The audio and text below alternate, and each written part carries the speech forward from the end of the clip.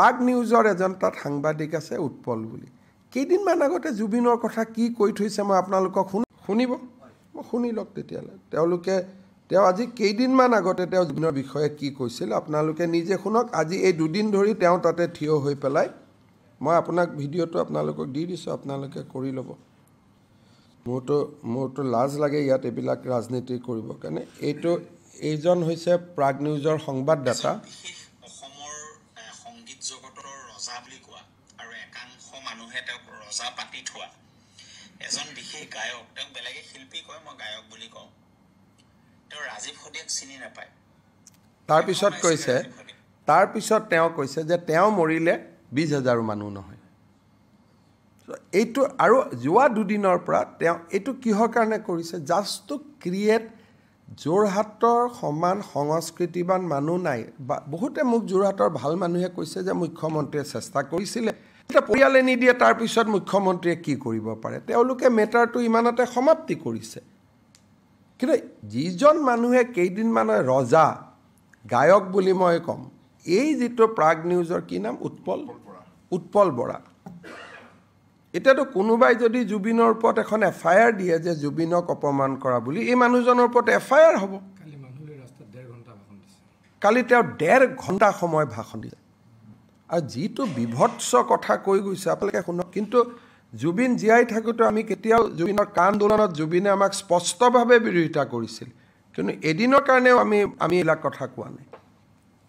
কাৰণ এটা জুবিন অসমৰ সম্পদ আছিল গতিকে এই মানুহবিলাকে স্পষ্টভাৱে এটা গোটেই কথাটোক ৰাজনীতিলৈকে লৈ যাব খুজি আছে যেটো মই বাধা দিব চেষ্টা কৰি আছো 1.5 ঘণ্টা সময় কালি মানুহক উছটাইছে গতিকে এইবিলাকটো সব এফআইআৰ হ'ব প্ৰাগ নিউজৰ এজন তাত সাংবাদিক আছে উৎপল বুলি কেইদিনমান আগতে জুবিনৰ কথা কি কৈ থৈছে মই আপোনালোকক শুনিব মই শুনি লওক তেতিয়ালে তেওঁ আজি কেইদিনমান আগতে তেওঁ জুবিনৰ বিষয়ে কি কৈছিল আপোনালোকে নিজে শুনক আজি এই দুদিন ধৰি তেওঁ তাতে থিয় হৈ পেলাই মই আপোনাক ভিডিঅটো আপোনালোকক দি দিছো আপোনালোকে কৰি ল'ব মোৰটো লাজ লাগে ইয়াত এবিলাক ৰাজনীতি কৰিব কাৰণে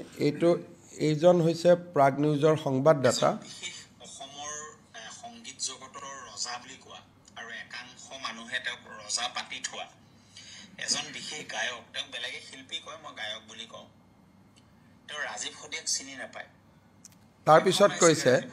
তাৰপিছত তেওঁ কৈছে যে তেওঁ মৰিলে 20,000 মানুহ নহয়